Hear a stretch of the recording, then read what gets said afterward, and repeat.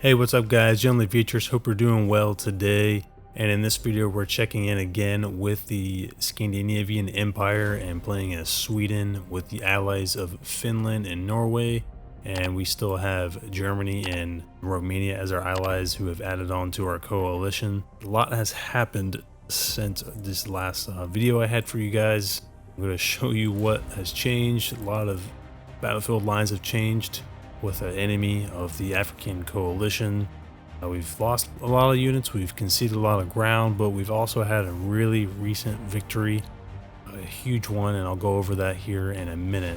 Just to get an overview of what has happened. So much has happened, I haven't had time to go and to record it and everything.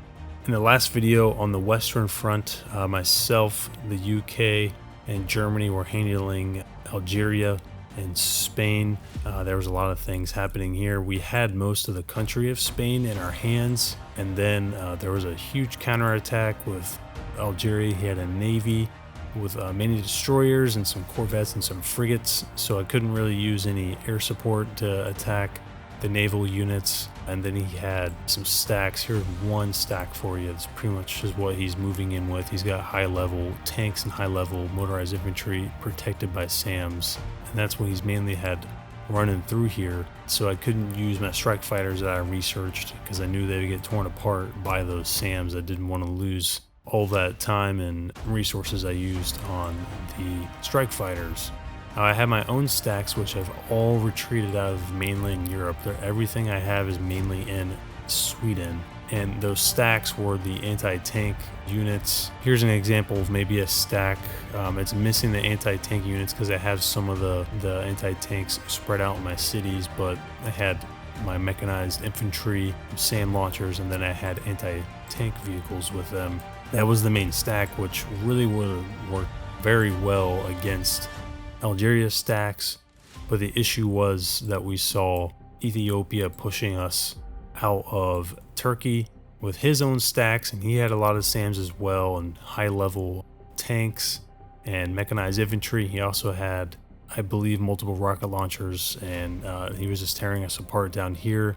I decided to pull everything out to protect the homeland because I could see that if I just used my main stacks against Algeria, and he had many of them, and if I lost in Spain, then I would have nothing to protect myself in mainland Sweden and protect my allies as well. Kind of made a gamble to retreat. I think overall it paid off for our team.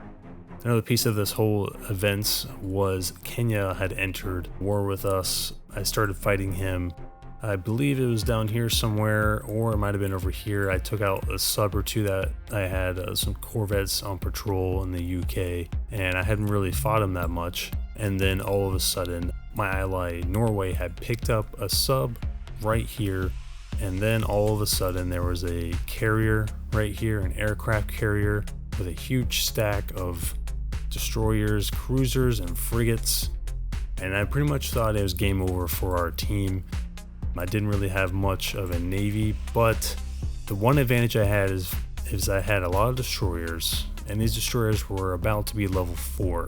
I've been researching and was just so focused on getting a navy prepared.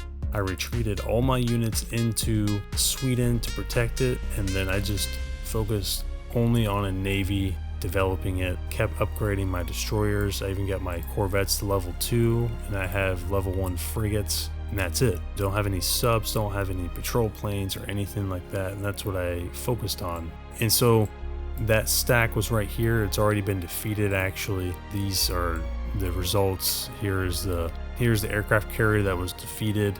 I actually went to bed fighting these stacks. He had 2 destroyers, 2 frigates, 2 cruisers, and an aircraft carrier with naval air superiority fighters and naval strike fighters. And he had landed in Hamburg and took Hamburg and Hanover, but it looks like he's lost those units that were there, I think. But I went to bed with these stacks fighting. The only thing I lost was my Corvette stack, which was 3, level 2. This stack has survived. This is the original stack for that one. And these 2 destroyers are in good shape. So I'm moving forward. I'm going to see what this naval contact is, and I got to keep engaging. And we're basically on a little bit of a counteroffensive. We got to push them back out because I know even though we defeated Kenya in this really important battle, he could push with another counterattack, or his allies, which is Algeria, Ethiopia, and Nigeria, and Mozambique. They could have their own forces, their own naval forces, just right behind him and attacking me again, and that could get through our lines. I was very much expecting to wake up to find his aircraft carrier in the Baltic Sea here and just invading, and then it would have been game over. Series done early, but thankfully this naval stack survived throughout the night. One thing I really don't recommend in conflict of nations is fighting overnight, but I had to. That was just the timing of it. I was either going to wake up a winner or loser, and same thing with my teammates most likely, because if that aircraft carrier had got in here, I don't know what would have happened. We have victory, and we're going to take that. Another thing I really want to mention is Romania was someone that came in and saved us overnight. I think he had his own units, and he's starting to push in with his own stacks. He's got SAMs coming in with high-level motorized infantry. He's got some high-level air units. He's even got an officer here, and then he's got a stack somewhere else. I gotta find it right here. Yep, he's got officers, so he's a very officer-focused player, it looks like. Basically, what I need to do is I need to push and reestablish our lines in the water. I need to put more ships out on patrol, and then I need to push out Algeria out of Europe again and another offensive, and then we can refocus. That's mainly what's happened, guys. A lot had happened. Didn't have a chance to follow it as it was happening, but these are the results, and we're about to see what's in this naval contact soon. So while that's happening, I'm going to show you what is going on with the research part of this game. Let's go here. Infantry is basically the same. I haven't changed anything. Mechanized infantry is at level 3. I haven't researched anything else. Armored units are all the same because I've been so focused on the Navy. Tank destroyers at level 2.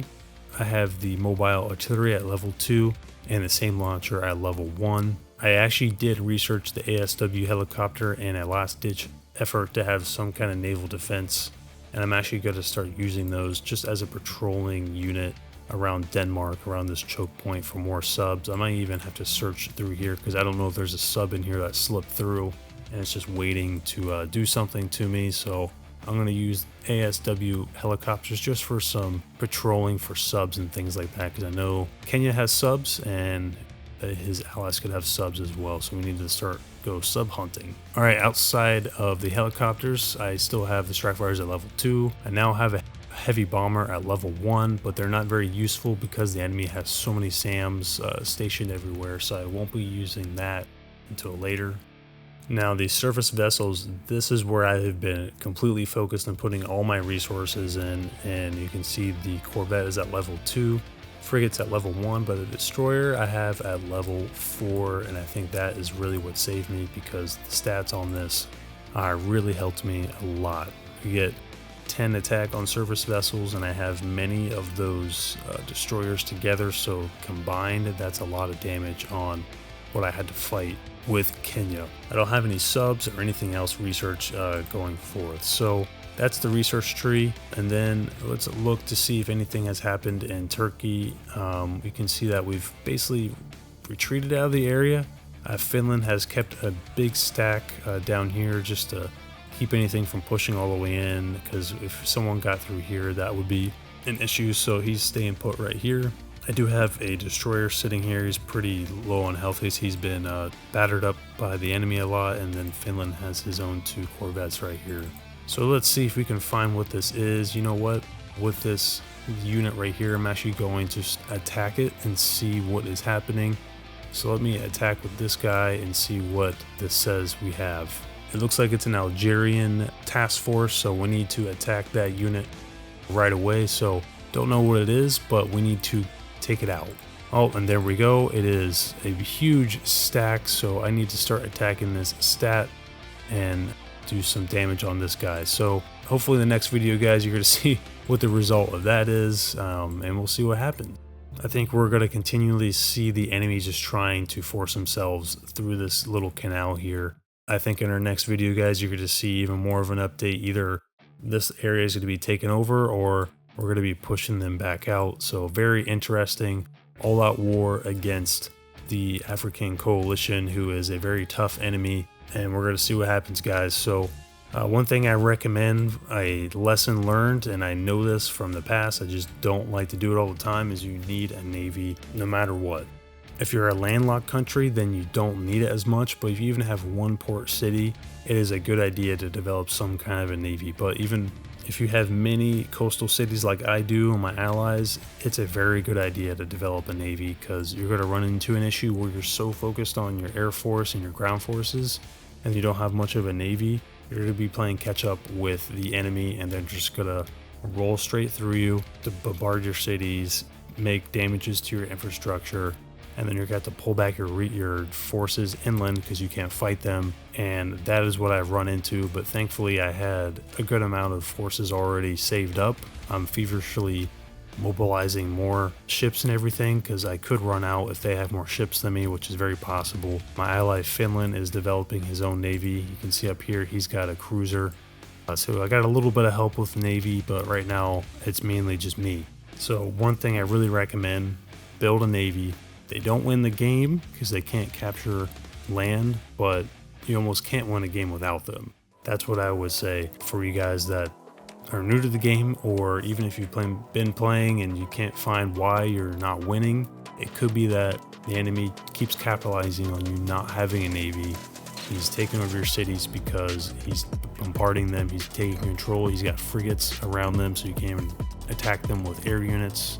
Air units don't even do that much damage really to these naval units, so I recommend that you have a naval force of service vessels to combat the units that your enemy's going to have. Big thing of advice there for you guys. Alright, so that's mainly the update. Big action with the African coalition.